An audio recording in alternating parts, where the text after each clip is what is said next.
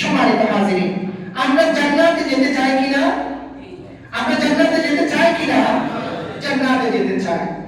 জান্নাতে যদি আমরা যেতে চাই, আল্লাহ রাসূল সাল্লাল্লাহু আলাইহি ওয়াসাল্লামের হাদিস শরীফে এসেছে, قال أبو درداء سمعت رسول الله صلى الله عليه وسلم الوالد أوسط أبواب الجنة أو كما قال النبي صلى الله عليه وسلم الله رسول صلى الله عليه وسلم বলেছেন, আমার আপনার বাসার মধ্যে যে বৃদ্ধ পিতা মাতা রয়েছে, এই পিতা মাতা হচ্ছে আমাদের জান্নাতে যাওয়ার দরজাসমূহ।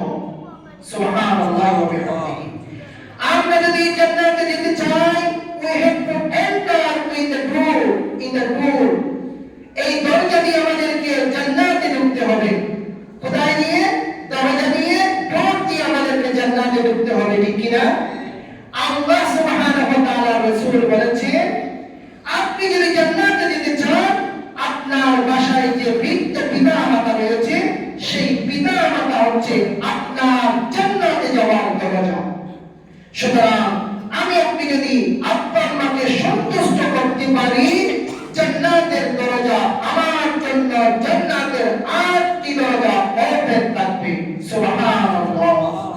আর যদি পিতা মাতা যদি আমাদের উপর থেকে সন্তুষ্ট হয়, তাহলে জান্নাতের 8টি দরজা সবগুলো ক্লোজ করে দেবেন কে? আর যারা বলেন কে? আল্লাহ সুবহানাহু ওয়া তাআলা। আল্লাহ রাসূল সাল্লাল্লাহু আলাইহি ওয়াসাল্লামের আরেক হাদিসে এসেছে, আল জান্নাতু তাহতা আকদামিল উম্মাহাত। বাবা মায়ের পায়ের নিচে সন্তানের বেহেশত। সুবহানাল্লাহ ওয়া বিহামদিহি। আমরা জান্নাতে যেতে চাই, তাহলে জান্নাতে যাওয়ার জন্য দূরে কোথাও যেতে হবে না। জান্নাত আমার আপনার বাড়ির ভিতরে, বাসার ভিতরে রেখেছেন কে? আল্লাহ সুবহানাহু ওয়া তাআলা। মায়ের পায়ের নিচে, আমাদের পায়ের নিচে থাকে জুতা, স্যান্ডেল, আর আমার বাসায় যে আমার আম্মা আছে, আম্মার পায়ের নিচে রেখেছেন আল্লাহ সুবহানাহু ওয়া তাআলা জান্নাতুল ফিরদাউস। সুবহানাল্লাহ ওয়া বিহামদিহি। আমার কথা না, আমার রাসূলের কথা, রাসূলের কথা। রাসূল করিম সাল্লাল্লাহু আলাইহি ওয়াসাল্লাম হাদিস শরীফে বলেছেন, সম্মানিত হাজিরিন, আমরা সবচেয়ে বেশি বিজি থাকি, আমার 24 আওয়ার্স টাইমের মধ্যে আমি সবচেয়ে বেশি বিজি থাকি, ব্যস্ত থাকি কিসের জন্য? জবের জন্য, চাকরির জন্য, আমার পড়াশোনার জন্য, আমার এই যে আরেকটা কাজের জন্য, ব্যবসায়িক কাজের জন্য আমরা সবচেয়ে বেশি বিজি থাকি। সবগুলোর সামারি সাধর্ম হচ্ছে রিজিক অন্বেষণ করা। সম্মান হচ্ছে রিজিক, রিজিক অন্বেষণ করার জন্য, তালাশের জন্য আমরা সবচেয়ে বেশি বিজি থাকি 24 আওয়ার্স এর মধ্যে, তাই না?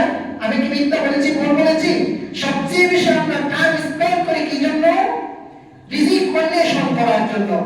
আল্লাহ রাসূল সাল্লাল্লাহু আলাইহি ওয়াসাল্লাম হাদিস শরীফে বলেছেন, আন আনাস ইবনে মালিক রাদিয়াল্লাহু তাআলা قال قال رسول الله صلى الله عليه وسلم من أحب أن يمد له في عمره وأن يزداد له في رزقه فليبر والديه وليصل رحمه। যে ব্যক্তি, আমরা দুনিয়াতে বেশি বাঁচতে চাই কিনা? আমরা দুনিয়াতে বেশি দিন থাকতে চাই কিনা? এই দুনিয়ার মায়া মমতা এগুলো ফেলে কি আমরা কবরে যেতে চাই? চাই না তো। দুনিয়ার মধ্যে সুস্থ হয়ে আমরা বেঁচে থাকতে চাই। দুনিয়াতে যদি আপনি জীবনকে, আপনার হায়াতকে যদি আপনি বৃদ্ধি করতে চান, পিতামাতার সেবা করেন। কে বলেছেন? আল্লাহ রাসূল সাল্লাল্লাহু আলাইহি ওয়াসাল্লাম, মান আহাব্বা আন ইয়ামুদ্দা ফি উমরিহি। যে ব্যক্তি দুনিয়ার মধ্যে নিজের জীবন হায়াতকে বৃদ্ধি করতে চায়, সে ব্যক্তি যেন বেশি বেশি পিতামাতার সেবা করে। সুবহানাল্লাহ ওয়া বিহামদিহি। কে বলেছেন? আল্লাহ রাসূল সাল্লাল্লাহু আলাইহি ওয়াসাল্লাম বলেছেন। এই নম্বরে, যে ব্যক্তি দুনিয়ার মধ্যে রিজিককে বৃদ্ধি করতে চায়, টাকাকে, সম্মানকে, অর্থকে যে ব্যক্তি বৃদ্ধি করতে চায়, সে যেন পিতামাতার সম্মান করে, শ্রদ্ধা করে। সুবহানাল্লাহ ওয়া বিহামদিহি। বলেছেন কে?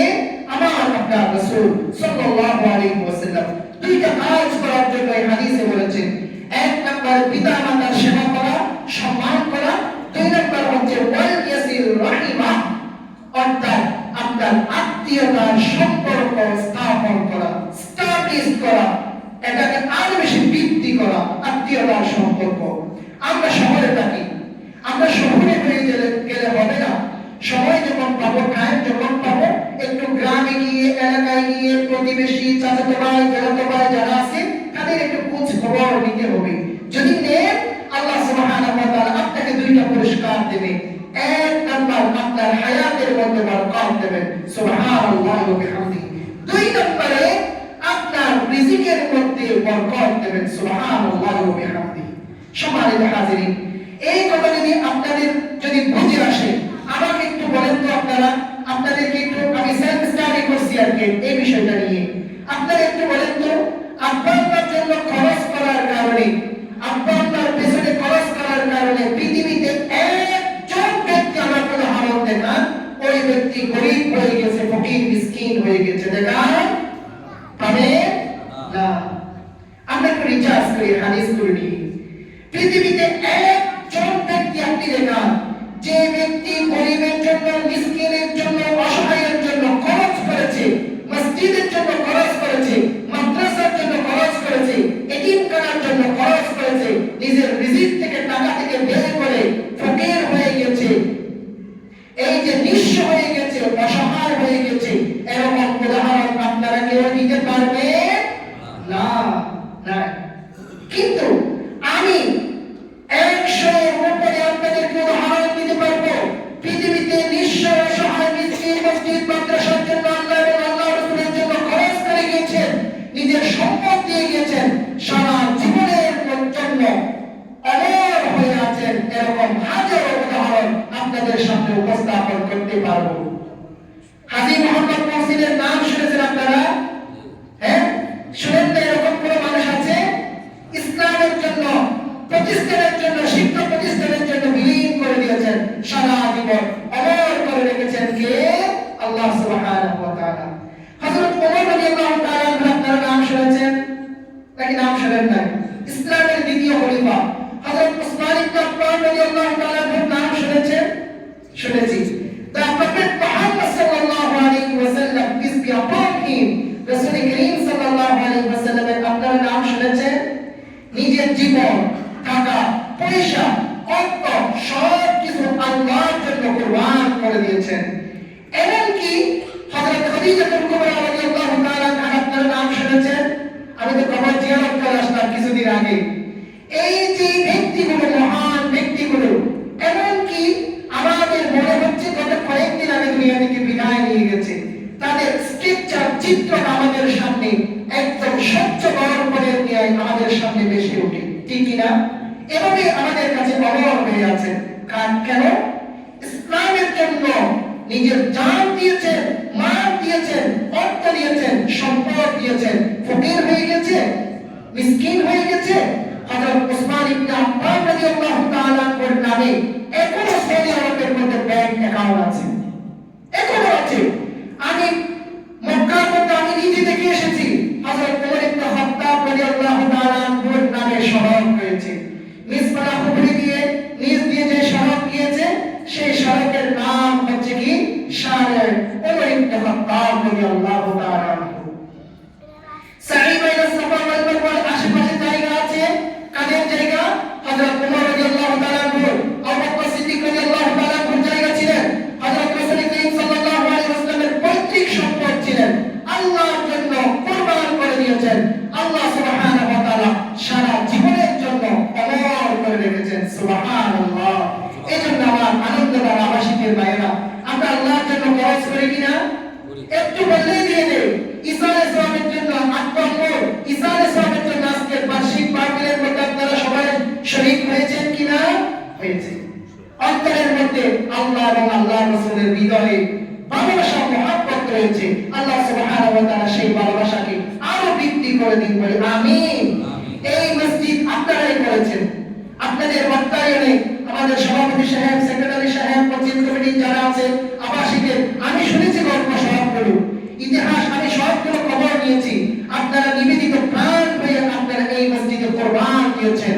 কসম করে বলছি, ওয়াল্লাহি আযীম, এর আল্লাহর বলে বসে বলেছি, আল্লাহ সুবহানাহু ওয়া তাআলা এর প্রতিদান দুনিয়াতে যদি আপনারা না পান, আল্লাহ সুবহানাহু ওয়া তাআলা জান্নাতে আপনাকে অবশ্যই দেবেন, অবশ্যই দেবেন, অবশ্যই দেবেন ইনশাআল্লাহ। আর যারা বলেন ইনশাআল্লাহ, কারণ ফ্রেশ নিরেট আমি দিয়েছি একমাত্র আল্লাহকে সন্তুষ্ট করার জন্য, মসজিদের জন্য, আল্লাহর জন্য ইনশাআল্লাহ। আমরা সব সময় দোয়া করব এই রমজানের মধ্যে আমাদেরকে অসম্পূর্ণ যে কাজ আছে এগুলো সম্পাদন হয়ে যেতে হবে ইনশাআল্লাহ। আমার মুসলিম ভাইরা যাতে তিন তলায় নামাজ পড়তে পারে, টাইলসের ব্যবস্থা, সিঁড়ির ব্যবস্থা, আল্লাহর কাছে দোয়া করব আল্লাহ গায়েব থেকে ইনশাআল্লাহ ব্যবস্থা করে দেবেন ইনশাআল্লাহ। সম্মানিত হাজিরিন, এই মসজিদ আল্লাহর জন্য যদি খরচ করি, আল্লাহ সুবহানাহু ওয়া তাআলা দুইটা পুরস্কার দেবেন, রিজিকে বরকত দেবেন, হায়াতে বরকত দেবেন। আল্লাহ সুবহানাহু ওয়া তাআলা আমাদেরকে সেই দুইটা পুরস্কার পাওয়ার তৌফিক দান করুন, বলি আমিন। সবাই সর্বদা করুন। আল্লাহ সুবহানাহু ওয়া তাআলা এই যদি পিতামাতার যদি আমরা নাফরমানি করি, পিতামাতার যদি আমরা সেবা না করি, এরকম কতগুলো সমাজে ব্যক্তি থাকে। আপনার মাকে যখন বৃদ্ধ হয়ে যায় বৃদ্ধাশ্রমে রেখে আসে, এরকম কতগুলো আছে কিনা? থাকে। যদি পিতামাতা যদি আপনার উপর অসন্তুষ্ট হয়ে যায়, আপনি যদি পিতামাতার নাফরমান যদি সন্তান হয়ে যান, তাহলে কি হবে?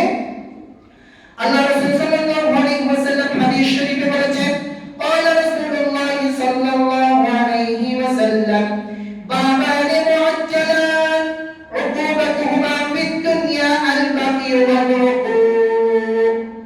আল্লাহ সুবহানাহু ওয়া তাআলা দুইটা জিনিসের প্রতিফলন, যে দুইটা জিনিস করলে এই দুইটা জিনিসের অভিশাপ মুহূর্তের মধ্যে দুনিয়াতে দেবেন। সেই দুইটা জিনিস কি? এক নাম্বার হচ্ছে, আপনি যদি ব্যভিচার করেন, জেনা করেন, নির্যাতন করেন, এই ব্যভিচারের গুনাহের সাথে যদি আমরা লিপ্ত থাকি, আল্লাহ সুবহানাহু ওয়া তাআলা দুনিয়াতে এর প্রতিফলন আপনাকে আল্লাহ সুবহানাহু ওয়া তাআলা অভিশাপ দেবেন। নাউযুবিল্লাহ। আল্লাহ সুবহানাহু ওয়া তাআলা আমাদের সবাইকে হেফাজত করুন, বলি আমিন। আমার বলি আমিন। দুই নম্বর, উকুকুল ওয়ালিদাইন। যে ব্যক্তি, যে সন্তান পিতামাতার অবাধ্য হবে, পিতামাতা যার সন্তানের উপর অসন্তুষ্ট হবে, সেই সন্তান প্রতি আল্লাহ সুবহানাহু ওয়া তাআলার পক্ষ থেকে আযাব গজব এই দুনিয়াতে মধ্যে দিয়ে দেবেন কে? আল্লাহ সুবহানাহু ওয়া তাআলা। দুইটা জিনিস, দুইটা কাজ করলে দুইটা পুরস্কার, দুইটা কাজ করলে দুইটা আযাব আল্লাহ রাসূল সাল্লাল্লাহু আলাইহি ওয়াসাল্লাম দুনিয়ার মধ্যে দেবেন বলে প্রেডিকশন করেছেন। সুবহানাল্লাহি ওয়া বিহামদিহি।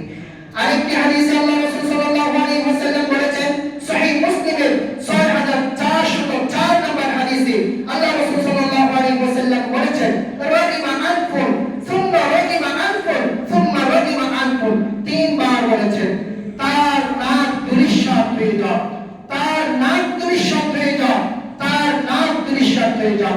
নাক দুলিশাত হওয়ার মানে কি? মানে ওই ব্যক্তি অভিশপ্ত, ওই ব্যক্তি অভিশপ্ত। একটা আরবিক প্রভাব, আরবের মধ্যে সেই জিনিসটা প্রচলন ছিল। যে ব্যক্তিকে অভিশাপ দেয়, বদদুআ করে, তাকে বলে রগিমা আনফু, রগিমা আনফু, রগিমা আনফু। তিনবার বলেছেন। অর্থাৎ ওই ব্যক্তি অভিশপ্ত, ওই ব্যক্তি অভিশপ্ত, ওই ব্যক্তি অভিশপ্ত। আল্লাহ রাসূল সাল্লাল্লাহু আলাইহি ওয়াসাল্লাম বলেছেন, কোন ব্যক্তি? কিলা মান ইয়া রাসূলুল্লাহ। সাহাবায়ে کرام জিজ্ঞেস করেছেন, ওই ব্যক্তিকে? আল্লাহ রাসূল সাল্লাল্লাহু আলাইহি ওয়াসাল্লাম বলেছেন, মান আদরাকা আবাওয়াইহি ইনদাল কিবারি আহাদুহুমা আও কিলাহুমা ফালাম ইয়াদখুলিল জান্নাহ। যে ব্যক্তি বৃদ্ধ অবস্থায় পিতা-মাতাকে পেলেন, অথবা পিতা-মাতার যে কেউ একজনকে পেয়েছে কিন্তু নিজের জীবনের মধ্যে জান্নাত ইনকাম করতে পারে নাই, সেই ব্যক্তির উপর আল্লাহর লানত, আল্লাহর লানত, আল্লাহর লানত। জোরে বলেন নাউযুবিল্লাহ। বুঝতে পেরেছেন? আল্লাহ সুবহানাহু ওয়া তাআলা সেই পিতা-মাতার সম্মান করে, শ্রদ্ধা করে, প্রিয় করে, ভালোবাসা নিয়ে আমাদেরকে জান্নাতে যাওয়ার তৌফিক দান করুন, বলি আমিন। আরো জোরে বলি আমিন। এত ছোট করে বললে তো হবে না, আল্লাহ কবুল করবে না তো? তাহলে এই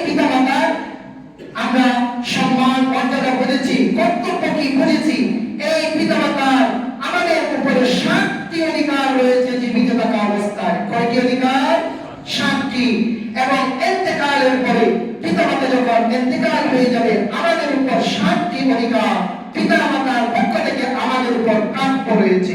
টোটাল কয়টি বলেছি? টোটাল কয়টি বলেছি? 14টি। কয়টি? 14টি। জীবিত থাকা অবস্থায় 7টি, এবং দুনিয়া থেকে বিদায় নিয়ে যাওয়ার পরে কয়টি? 7টি। টোটাল কয়টি? 14টি।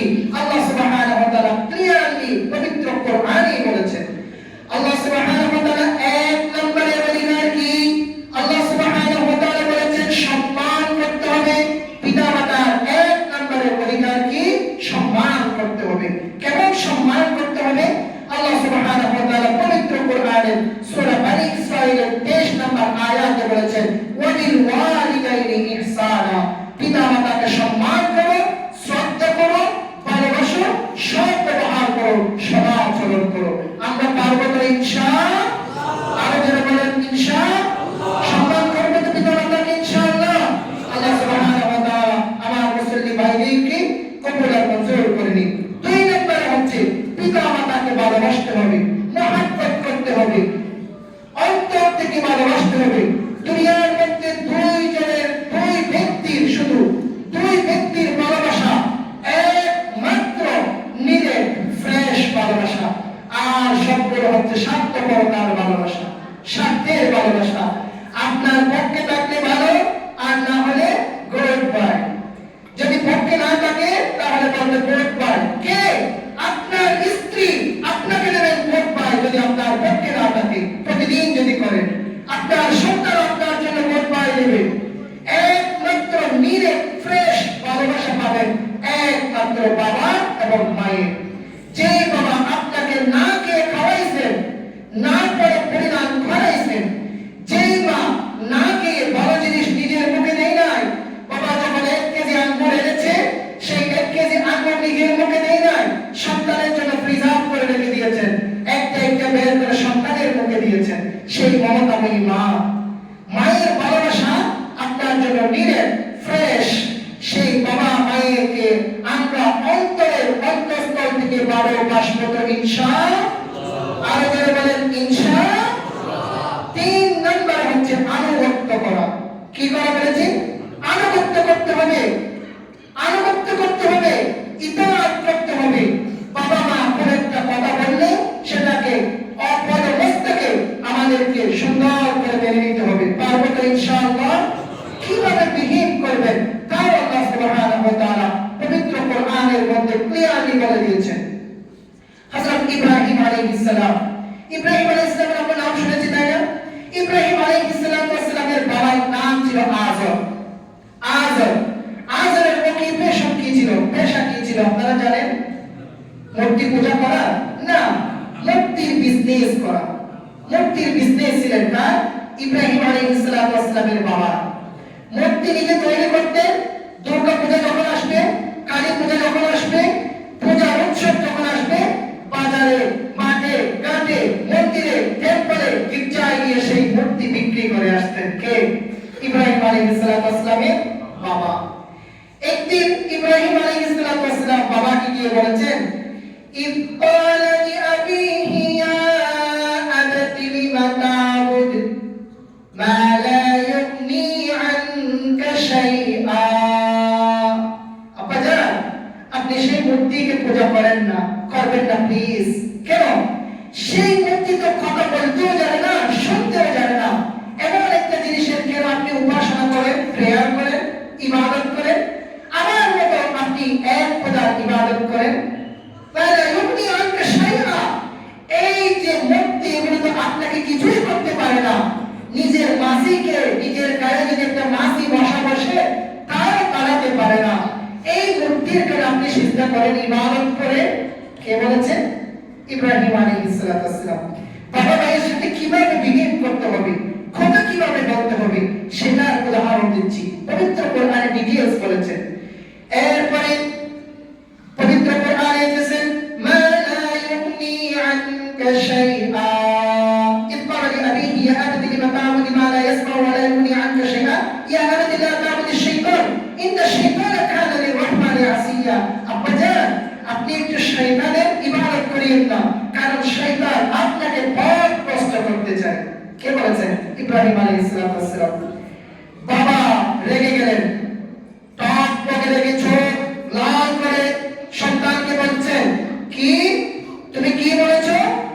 মালা ইয়াসমাউ ওয়া লা ইউগনি আনকা শাইআ ইয়া আবাতি লা তা'বুদিশ শাইতান ইন্নাশ শাইতানা কানা লির-রাহমানি 'আসিয়া ক্বালা আরাগিবুন আনতা আন আলিহাতি ইয়া ইব্রাহিম লাইন লাম তানতাহি লাআরজুমান্নাক ওয়া ইয়াহজুরনি মালিয়া। কি বলেছেন? এই সন্তান, আমার বেটা ইব্রাহিম, কি বলছস? কার ইবাদত না করার জন্য আমাকে নির্দেশ দিয়েছিস? নিজে ইবাদত করস না, উপাসনা করস না, আবার আমাকে নসিহত শোনাইতে আসছিস? দামিশ কোথাকার! যদি তুই আজ থেকে যদি এই মুক্তির 360 মুক্তির যদি উপাসনা না করস, তাহলে তোর উপরে শাস্তি কি দেবে তুমি জানো? তুই জানোস? লাআরজুমান্না, পাথর নিক্ষেপ করে আমি তোমাকে হত্যা করব। বাবা সন্তানকে প্রাণ নাশের হুমকি দিয়েছেন। একটু রিচার্জ করেন। আমরা পেপারের পত্রিকায় দেখি কি বাবা নিজের সন্তানকে হত্যা করেছে, এরকম পেপারের পত্রিকায় আসে না? আসে না। কি আসে? সন্তান বাবাকে হত্যা করেছে, এরকম নিউজ আমরা পাই। সন্তান দুই ভাইয়ের মধ্যে জায়গা জমিনের বিরোধ নিয়ে বাবাকে হত্যা করে ফেলেছে, এরকম নিউজ আসে।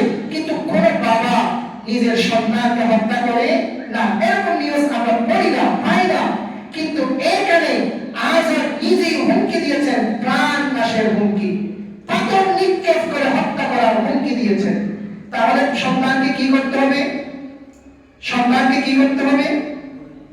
এরপরে দেখেন, বাবা যখন প্রাণ নাশের হুমকি দিয়েছেন, বাবা যখন একটু বৃদ্ধ হয়ে যায়, আমাদের উপর খিটখিটে হয়ে আমাদের কিন্তু চড়াও হয়।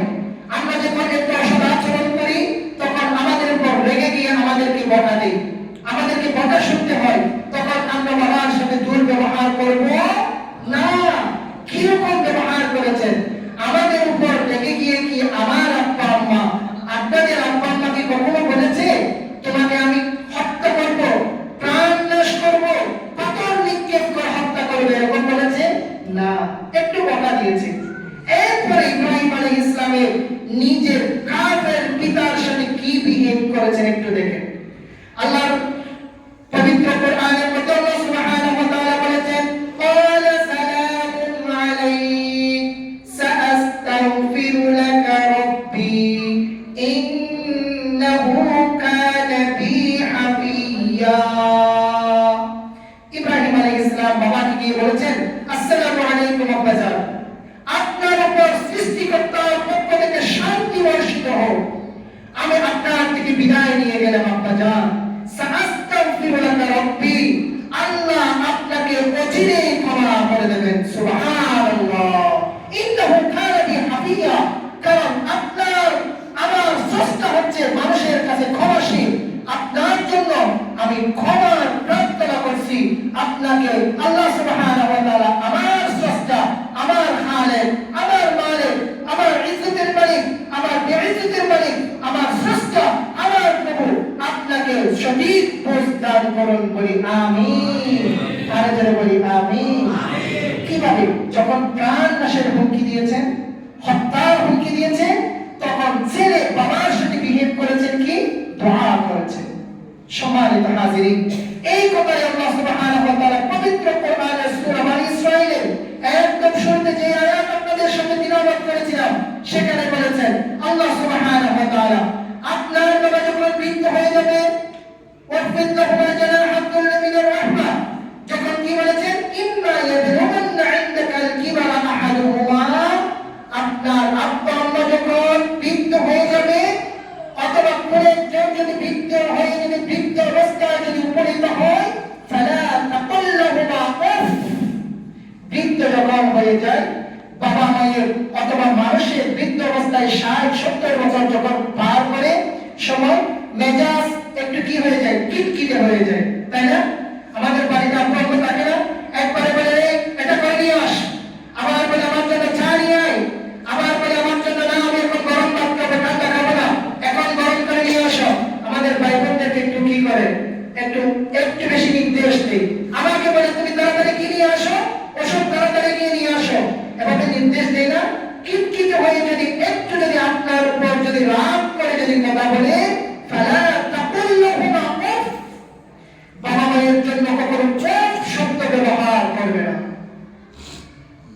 the meaning of oath in this place?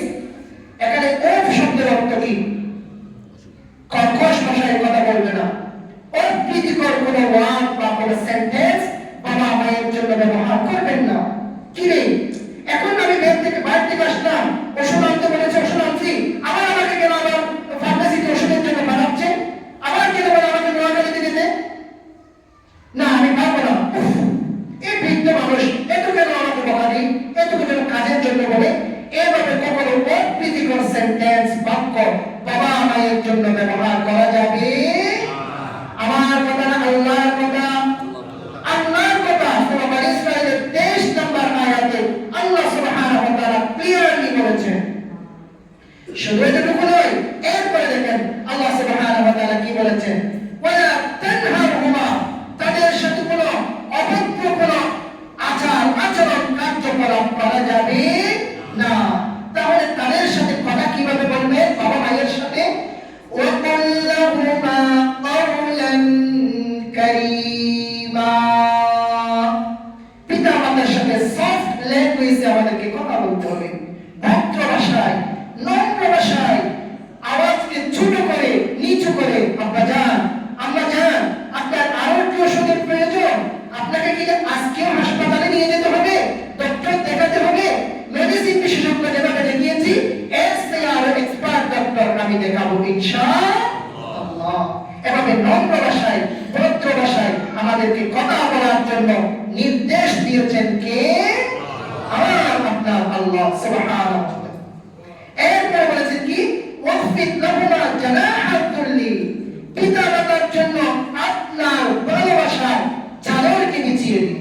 সুবহানাল্লাহি ওয়া বিহামদিহি মিনার রাহমা। এরপরে আপনাকে একটা দোয়া শিখিয়ে দিয়েছেন আল্লাহ সুবহানাহু ওয়া তাআলা। আমরা সবাই একসাথে বলি, ওয়া রাব্বিরহামহুমা কামা রাব্বায়ানি সগীরা। আবার বলি, রাব্বিরহামহুমা কামা রাব্বায়ানি সগীরা। বাবা মায়ের জন্য এই দোয়া আমাদেরকে করার জন্য শিক্ষা দিয়েছেন কে? আরো যারা বলেন কে? তাহলে এক নম্বর অধিকার দুনিয়ার মধ্যে পেয়েছিলেন কি? সম্মান করা। দুই নম্বরের অধিকার পেয়েছিলেন আব্বা আম্মাকে ভালোবাসা। তিন নম্বরের অধিকার হচ্ছে তাদের প্রতি আনুগত্য করা, ইতাআত করা। চার নম্বরের অধিকার কি হয়েছে? চার নম্বরের হচ্ছে তাদেরকে সেবা করা, শুশ্রূষা করা, যেটা আমি আগে উল্লেখ করেছি।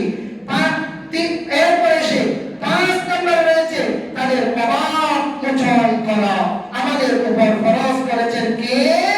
আল্লাহ সুবহানাহু ওয়া তাআলা। 6 নম্বরে আল্লাহ সুবহানাহু ওয়া তাআলা বলেছেন বাবা মায়ের আরাম আয়েশের, আমাদের যতটুকু সম্ভব তাদের আরাম আয়েশের ব্যবস্থা করতে হবে। আমি বড় জব করি, চাকরি করি, টাকা আছে, আমি শহরে চলে এসেছি, বাবা মাকে গ্রামের মধ্যে ফেলে চলে আসলাম, শীতকালে কি অবস্থায় আছে আমি খবর নিলাম না। এটা কোন ভদ্র ছেলের সন্তানের কোন বিহেভ আচরণ হতে পারে না। আল্লাহ সুবহানাহু ওয়া তাআলা আমল করার তৌফিক দান করুন বলি আমিন। সময়ের সংকটার দরুন ব্যাখ্যা করতে পারছি না। ইন্তিকালের পরে এই 7টি হচ্ছে ইন্তিকালের আগে অধিকার। এরপরে ইন্তিকালের পরে বাবা মা যখন বিদায় নিয়ে আমাদের থেকে চলে যাবে, 7টি অধিকার আমাদের উপর প্রাপ্ত হয়েছে। কি কি বলে? এক নম্বরে হচ্ছে পিতা মাতার মাগফিরাতের জন্য দোয়া করা। বলেন, রাব্বিরহামহুমা কামা রাব্বায়ানি সগীরা। রাব্বিরহামহুমা কামা রাব্বায়ানি সগীরা। এক নম্বর। দুই নম্বর, ভালো কাজ করে এই সন্তানরা ভালো কাজ করে, সওয়াবের কাজ করে পিতা মাতার জন্য ঈসালে সওয়াবের ব্যবস্থা করা। আজকে আমরা বলেছি না, আমরা সবাই সহযোগিতা করে আব্বা আম্মার ঈসালে সওয়াবের জন্য আমরা মাহফিল করেছি। নিয়ত করব আমার আব্বা আম্মা, দাদা দাদি, নানা নানি, আত্মীয় স্বজন, পাড়া প্রতিবেশী যারা কবরবাসী হয়ে গেছে তাদের ঈসালে সওয়াবের জন্য করেছি। আমরা যদি প্র্যাকটিসিং মুসলিম হই, পিতা মাতার আদর্শ সন্তান হই, এই ঈসালে সওয়াব আমরা অব্যাহত রাখবো তো ইনশাআল্লাহ। আরো যারা বলেন ইনশাআল্লাহ। 3 নম্বরে হচ্ছে পিতা মাতার বন্ধু বান্ধব নিকটতম যারা ব্যক্তি আছে আত্মীয় স্বজন তাদেরকে অন্তর থেকে সম্মান করা। পারবো তো ইনশাআল্লাহ? 4 নম্বরে হচ্ছে আমরা যারা নিকটতম আত্মীয় স্বজন বা বন্ধু আছে পিতা মাতার তাদেরকে সাহায্য সহযোগিতা করা। পারবো তো ইনশাআল্লাহ? 6 নম্বরে হচ্ছে 5 নম্বরে হচ্ছে পিতা মাতার যদি কোনো ঋণ আমানত যদি থেকে থাকে সেই জিনিসটা পরিশোধ করার ব্যবস্থা করা। পারবো তো ইনশাআল্লাহ? আল্লাহ সুবহানাহু ওয়া তাআলা আমল করার তৌফিক দান করুন, বলি আমিন। 6 নম্বরে পিতা মাতার পক্ষ থেকে যদি কোনো ওসিয়ত থাকে, ওসিয়ত করে যায় এই কাজটা তুমি করে দিও, ওই মসজিদের মধ্যে তুমি এই কাজটা করে দেবা, মসজিদের মধ্যে এই জিনিসটার ব্যবস্থা, আমি যদি মারা যাই তোমাকে আমি ওসিয়ত করে গেলাম এই কাজটা মসজিদের কাজটা তুমি করে দেবা। এই ওসিয়ত যদি করে যায় তাহলে সেটা আমাদেরকে কি করতে হবে? পালন করতে হবে। 7 নম্বরে মাঝে মধ্যে যখন সময় পাবেন, জব থেকে যখন ফ্রি হবেন, আপনি গিয়ে আব্বা আম্মায়ের একটু কবর জিয়ারত করবেন। আল্লাহ সুবহানাহু ওয়া তাআলা আসমানের আরশের মালিক, আসমানের মালিক, আপনার মালিক, আমার মালিক, ইজ্জতের মালিক, বেইজ্জতের মালিক আমার আল্লাহ আপনার উপর সন্তুষ্ট হয়ে যাবেন, ঠিক কি না? আল্লাহ সুবহানাহু ওয়া তাআলা আমল করার তৌফিক দান করুন, বলি আমিন। আর যদি বলি আমিন, আর যদি বলি আমিন। এই ছোট্টটা আপনাদেরকে বলেছি, সময়ের স্বল্পতার কারণে আমরা রিপিট করছি না। আমরা সবাই ইনশাআল্লাহ এগুলো আত্মস্থ করে মেমোরাইজ করে আমাদের লাইফের মধ্যে আমরা কি করব? প্র্যাকটিস করব ইনশাআল্লাহ। ওয়া মা তাওফীকি ইল্লা বিল্লাহ। আসসালামু আলাইকুম ওয়া রাহমাতুল্লাহ।